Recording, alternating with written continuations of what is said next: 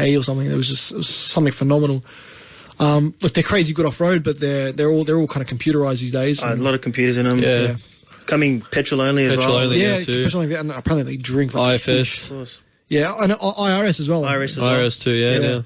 So they won't be happy for the purists to say the least, but still I've seen from what I've seen they're pretty capable. Yeah. But we'll say 10 to 20. What can you get for the money? Well, I guess now you're looking at, your Navaras, still Hiluxes. You can get diesel ones too. Rangers. Yeah, I was going to say that. BT50, same thing. Yeah. Trident. It just gives you a lot more to play with that sort of budget. But also, in terms of forward driving, you can either like a forward drive under 10, and then use that extra money for mods. Yeah, that's right. Mods. Yeah. And in the forward drive game, mods are a big deal because that's what will get you stuck to get you to the other side of where you're going. That's the main thing. Yeah. Well, yeah. If you want to be spending extra money to get. Well, yeah, and the good thing about four-wheel drives as well is that unlike cars, when you modify cars, their value goes down. When you mod four-wheel drives, they don't lose. And you lose a little bit sometimes, but not as much as you would on a normal car. Yeah, you actually use pretty much every mod you put on the car when you go off road. So. Okay, well, seeing as we said that, we'll jump into our must-do mods. What are the essential, for example, if you had to put 5 things on your rig, what would you do? Definitely go lift. Lift, yep. Yeah, well, lift and tyres first would be the absolute must to get out there. Yep, you need that clearance. Yeah, 100%, and grip. Yep. Next, you'd probably go a bull bar. Bull bar, yeah. With a winch. Pull bar and a winch. That's really, if you're starting out, you want to get into it, you want to get out there. Those are the must-do mods. They're probably your essentials. They're essentials, correct. And then you start getting into your rear bars for bars, yeah. Bit of clearance, departure angle. And if you're into touring, spare wheel carriers, the dual ones. Draw systems. Big slides. Bigger fuel tanks. Yeah. The list is endless. Yeah. I mean, those essentials, lift, tyres and bull bar. Will get you out of trouble. Yep. Yeah, so you want to have deep pockets if you're serious about four-wheel driving. Look, and you guys are serious about your four-wheel drives. I've seen what you guys do. I've seen what how you've modified yours. And all the extra bits of gadgetry and stuff. You obviously have snatch traps as well. Like if you're going off your recovery gear, recovery kits, I should say, to get you out of trouble. Which I think's probably the vital thing. We've had a few couple hour ones, couple hour recoveries. Really? Wrapping snatch straps and around trees and. Oh well, tell us a story, matey. Tell us some of you. Evan, Evan, number one, just got his patrol. Head up to Talangi aeroplane track. And Evan, being the enthusiast he is, went first. Got stuck. Got stuck down this slippery. Look, to be fair, it's pretty sloshy. It was, yeah, it was very sloshy down there. He pretty much started sort of sliding down the hill. Realised we couldn't go any further, so we had to start the recovery, bring him back up. It was at least over 2 hours recovery. Easy, one was. Wow. Yeah. Yeah, but he was stuck. Was he like? He couldn't grab traction. You couldn't. Yeah, we had all the treads. Yep. You put it under your wheel. Yeah, it gives you a bit of traction. We had all four going, winch, and it was hard to move him. Yes. Really hard. And back then when Matty had the Hilux, he was using the winch off his old Hilux and patrol Hilux, the weight difference. Yeah. I remember it was sort of pulling the it was pulling your car Hilux towards the tree, but oh wow. Yeah. And we were about what 70 meters away. Yeah. From Evan. Yep. And we had winch extension. We had the winch extension strap. Yeah. And had it all going, the whole kit.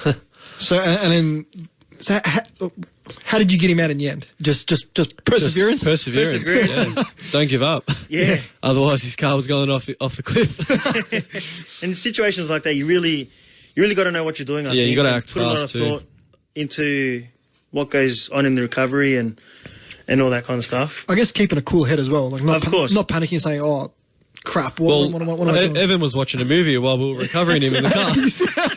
he had his head unit playing a movie. I think that's the key thing, to not stress out, and we'll get you out. You get out. So the driver just sits there and everyone else does the work. So pretty much. Yeah.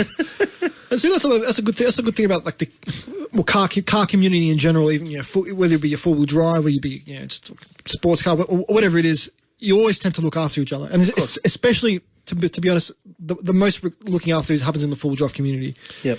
Because you always got to get there to your destination, and you always look after each other. No one gets left behind. It's that attitude of no one gets left behind. Yeah, if you come across someone else in the bush and you just start talking, everyone's friendly. Everyone always wants to help. If someone's stuck and you don't even know them, they'll come give you a hand. So happy to help a friend or whatever. Yeah. And see, I love that. I reckon, and that's why I reckon cars bring people together. And as much as we're in a nanny state here, and we do get a bad rap, the car community, car enthusiasts in general, which you boys are, you're obviously from your car history, but being a 4-wheel drive, it knows no boundaries. But the love the community has is second to none. It's really good to see. I think it brings the best out of people as well. Yeah, definitely. It does. Like as you said, everyone was stuck, and you guys are just he's just chilling in his car, and you guys work together as a team. There was five of us that day. There, everyone helping out. So you got to guess when you get stuck, you want people to help you. So well, that's exactly right. And look, at the end of the day, you guys all go camping as well. Like when you go bush and that, so you always can have a bev at the end of the day and just exactly right. Yeah, a few frothies, few froths and just talk about the stories, and you can have great stories about your 4-wheel driving experiences. That's right. It creates a lot of stories on the campfires for sure. Yeah. Definitely. No, that's awesome. So so glad you guys can share. You got any more other stories you can have a laugh about? Well, when I had my Ranger, I was in King Lake actually, and this is when I did my CVs and my wheel bearing and everything. I was trying to keep up with a 4.2 patrol, and I just got off on a bit of a bad angle and came down too hard. That's when I did the CVs and the bearings and everything all on the right side. Oh wow! And lucky I was there with him because I was at the bottom of the hill, and I was trying to get it up for 45 minutes to an hour, and he had to reverse back down the hill. It was a big, massive ruts and everything, and probably shouldn't have been there in the first place with the Ranger, but I thought, give it a crack. So, and then, he had to snatch me up the hill. And so lucky he was there, otherwise it would have been a helicopter job to get me out because I wasn't going anywhere. It was just bad conditions, slippery, and just, it was really...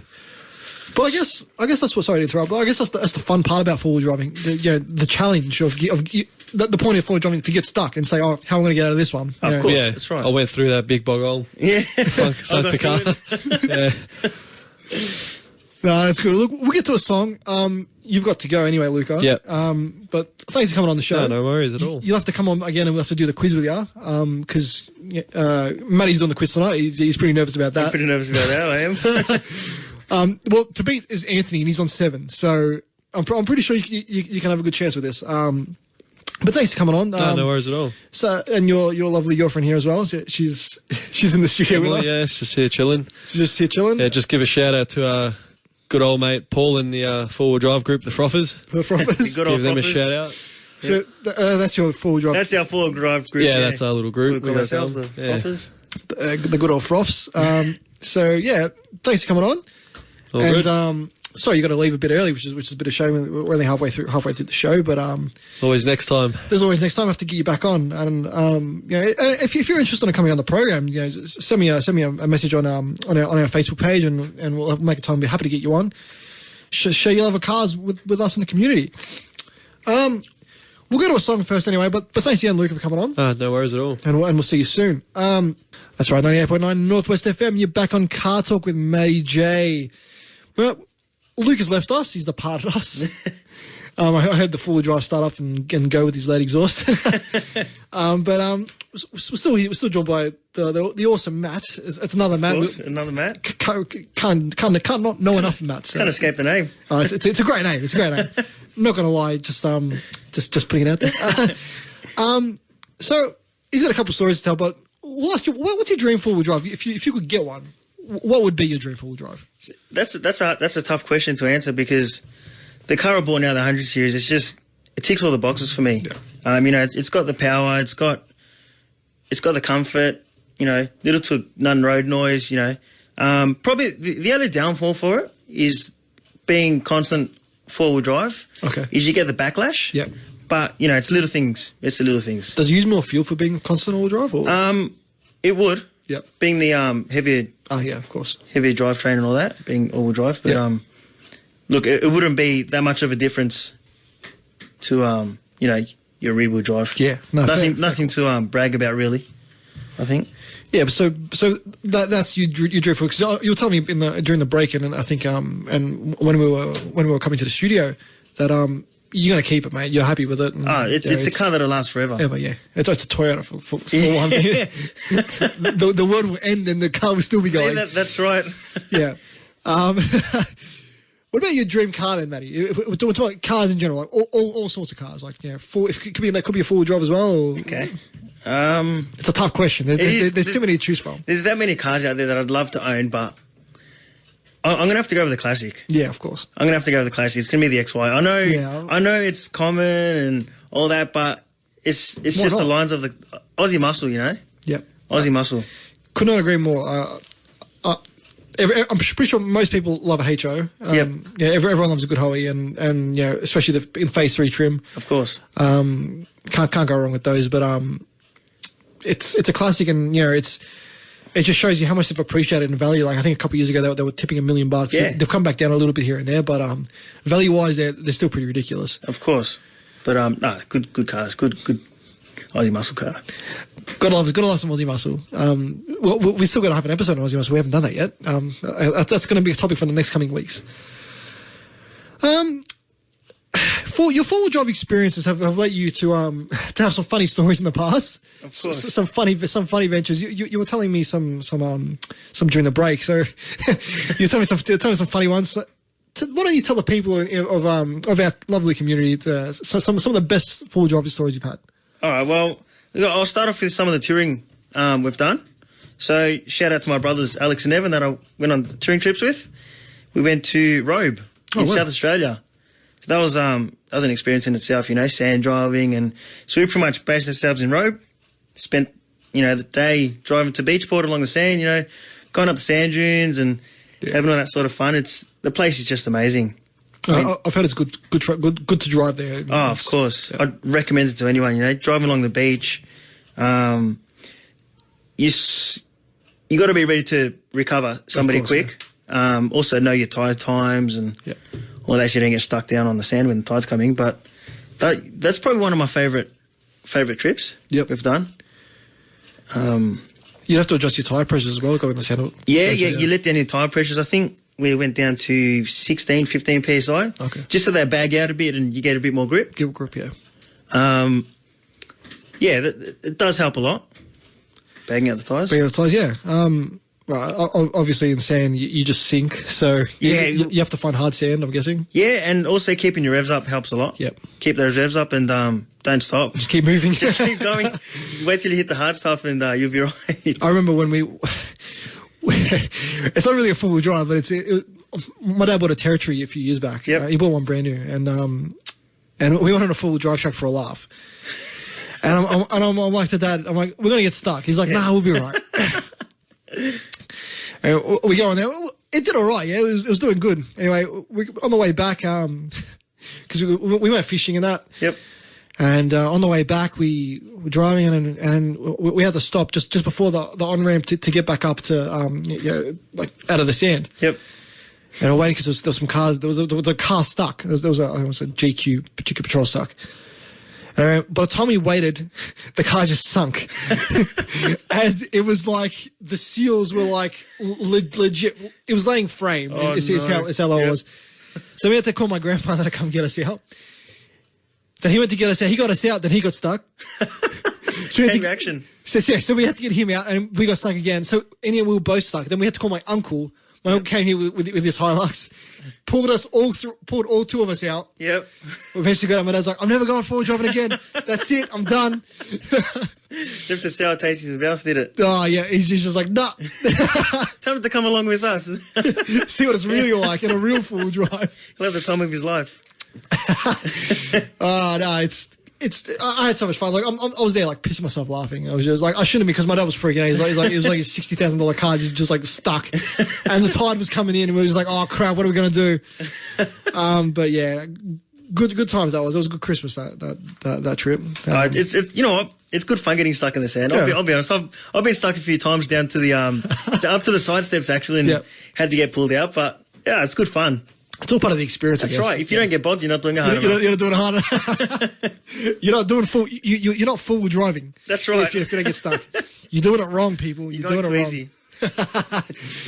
Any other stories you like to tell people of, like any like having a laugh or even like by the campfire, like of a story? Yeah. Oh, by the campfire, that's where the best stories come out. That's where the banter hits. I'm guessing, like all the boys rip into each other and that. Yeah, that's it. All the banter and ripping into each other's cars. And, Toyota versus Nissan. Yeah.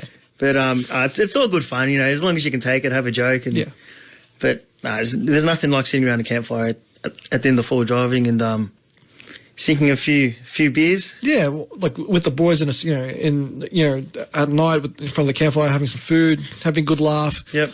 It's like a family experience kind of thing. Oh, exactly. It's really homely. Yeah, and I'll just add to that. Yeah. Luka makes a mean roast. Does he? Camping, yep. I said, he never cooks at home. But you know what? It's probably one of the best roasts I've had. Dead set. It is. It just melts off the bone. Wow. I couldn't believe he's saying, I'm going to cook up this good roast. I'm like, yeah, righto. Let's see when it happens, all right? But and it was legit. It was legit. What? Yeah, it was so good. You should get him to cook at home. Mate, you know what? Better. I want to come with you guys full driving next time. Yep. And we're going to go camping. I'm going to have to take a weekend off from work, my stupid busy work schedule. But I'll take it off in advance and we'll go. And I want to see this meal that he's going to cook. Cause he walks around the house like, oh, I'll make the best roast. He never cooks at home. I'm talking about you, Luka. I hope you're listening. So yeah, I'm gonna come in and he's gonna make this food for us. Pressure's on, Luka. The pressure's on now, mate. They're definitely on now. I was gonna say I'll bring my car full drive, but I don't have a full drive. I don't think the F6 would go too well. I think it might pull us out of a few bogs with that power. Oh, with the power, then it just dig itself in. It's got enough torque to spin the world's rotation backwards, I think. Well, look, we'll jump into the quiz. All right. While I got you here, so you nervous for it? I am. This bar set at 7, so see how I go. Well, the highest score is 7, and let's see how you go. I have to get my dramatic music playing. There you go. Now, there we go. It's real now, mate. So it's a for those that are listening home, play along. It's a 10-question quiz. So this is the car quiz with Matty J. First question. Are you ready? I'm ready. In the 80s, Ford had the ESP. What did ESP stand for? Was it European Sports Package? That's correct. European Sports Package. That's one. Question 2. The current Nissan GTR's engine displacement is what? The current one, not the Skyline GTR, just the latest GTR. I'm gonna have to take a stab at this. Take a stab, yeah. Go nuts. Take a stab. 4 litre? Close. 3.8. Oh, never late in the 3.8. That's it. What does ABS stand for? Automatic. Oh, jeez. Anti-brake. Oh, look, I don't know. You got me there. Anti-lock brake. There we go. I'll give you half a point. All right. You got the anti part right. Yeah. Nissan's all-wheel drive system on their Skyline was called what? Jeez, a lot of Nissan questions. Yeah. Well, your brother's a Nissan. I know. Jeez, you got me there. No clue? No clue, no. A Tesla all-wheel drive. Okay. Here you go, learn something new every day. Holden put one engine into their latest Commodore SS. 6.2. 6 litre? It was out of the Oh, LSA. No, LSA is in the new Club Sport, but they dropped the Club Sport engine to the SS, and it's an LS of some sort. What LS number? LS3. LS3, that's correct. That's the one. True or false? Mazda's MX-5 was never available with a turbo from the factory. False. That's correct. They did. Oh, little pocket rockets, yeah. They went good. Yeah, they went very good. What car in the 80s did AIT, a turbocharging shop in Australia, create? What was that question, sorry? What car in the 80s did AIT? Sorry, I think it's a forced induction company. Yep. A turbocharging company shop in Australia create. I'll give you a clue. It was they bought Fairmont Gear XFs, Yep. and they did something with them. Didn't they do a GDHO in the XF? No, No? they made Been a mock I've seen. I've seen a 351 in one, Yep. but any idea? No. They made a twin turbo, all drive XF Fairmont Gear, Wow. and it had like 270 kilowatts back in the 80s, and yeah, That's quick for back then. it was still quick for today. Quick for today, that's right. And but they only made like a few of them because it got cancelled because the EA Yep. happened late in the XF's life. But yeah. What year did the original Toyota Land Cruiser come out? Oof. This is a Being a tough one. Toyota person, I should know this. I'll make it easy for you. If you can give me the decade, because it is a hard question. I'll be happy to accept it. 40? 1950? 1950s, 51. 1950s, yeah. Yep. I'll give you that one to you. That's a hard one. Question 9. Toyota's FJ Cruiser was based on what platform? Oh, that was the FJ40, wasn't it? No, the FJ remake, the Cruiser that they had. Okay. It was based on a Land Cruiser Oh, it's a platform. Prado yeah. chassis, yeah. Yeah. Question 10. The Suzuki Swift GTI had what size engine?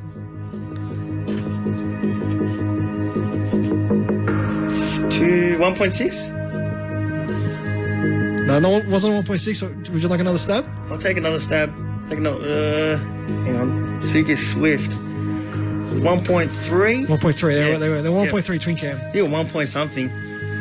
That's the quiz. That was the one you got right. You got 1, 2, 3, 4, 5, 6, 6.5. Oh, 6.5. close. Right. I got close. So close. you have to come in again and retake the quiz. I'm going to have to brush up on my history there and my knowledge. That's not bad. You did well. 6.5 is a good score. There's some hard questions in there. Oh, definitely. There's some shocking questions in there. No, good question. Stump me. But yeah, that AIT, I think that they're called in air induction industries or in technology, whatever they were called. Back in the 80s, there's a bit of a story for you, Matty. They created an all-wheel drive XF Fairmont Gear with a twin turbo, and they actually sent it to the UK for them to test it, and like the motoring journalists were there. One of them wrote one off. Of course. Yeah, of course, as you do. But it was $75,000. Wow. Back in the 80s was a lot of money. That's a lot of money. But they had a waiting list for it, believe it or not. And I think they sold 7 or 8 of them. Really? And but then they got canned because the EA Falcon was released. It was right at the end of the XF's life. Mm-hmm. And what happened was, so they said, "Oh, we'll move on to the EA project," but it never really took flight because it wasn't all-wheel drive. Yeah. They did release a turbo, but it was rear-wheel drive. Didn't have as much power. And it was never as good as the XF, put it that way. And so they're actually held in high demand, and people are really trying to find them. I had no idea they existed. Look them up, man. They're actually a really cool story. There was they called him the Brockbuster. Okay. Because they would have killed the Brock cars of their time. Yeah. Real cool piece of 80s Aussie muscle car trivia. It was around the time of the VL Turbo. Obviously, the VL Turbo was dominating back in the day. Of course, yeah. So I guess Ford didn't really have an answer because Ford dropped the V8 in the XE after the ESP was pretty much last of the V8s. So they said this tuning company was just like, well, why don't we turbo the turbo the Falcon and then make it all-wheel drive, which is something crazy. Yeah. And sure enough, close to 15 years later, XR6 Turbo came along, and it's kind of the same principle. And the rest is history. The rest is history. Like it's a bit of a cult classic, that one. Yeah. But yeah, it was good to know you picked up the one on the Mazda MX-5 as well, because they did come turbo. There was two turbo options actually. There was the SE and the SP. Yep. I remember, the only reason I knew that because I accidentally stumbled across it. Oh, really? The MX-5 Turbo, yeah. How'd you do that? Well, I was just going through car sales and one actually popped, yeah, as you do. And I'm on there for hours every day. Yeah. Yeah, I think every car enthusiast is. Sorry to interrupt you, but yeah. Yeah, no, one popped up and I thought, I never knew they came out turbo. So clicked into it and sure enough, it was a turbo. And they were pretty quick. Yeah. Yep. The light car, a nimble chassis. They're one of the best handling cars on the market you can buy, really. And it'd be just like a go-kart. Oh, yeah, they are. Yeah. Look, we're going to go to a break and to our final song. Come back with you after the break, Matty. Yep. And we'll finish up. Don't change the dial. Obviously, we've got Stratos coming in with Street Hustle coming up right after this. But yeah, we'll go to our break. Thanks for coming on, Matty, tonight. That's all right. Got any last message or shout outs for anyone? Yep. I just want to tell everyone in the four-drive community, whatever, get out there, have fun. It's, it brings the best out of people, It's just good to catch up with everyone and, yeah, it's good. A few shout-outs to the boys we go with, Evan, Matt, Francis, Luka, who left, Alex, my brother.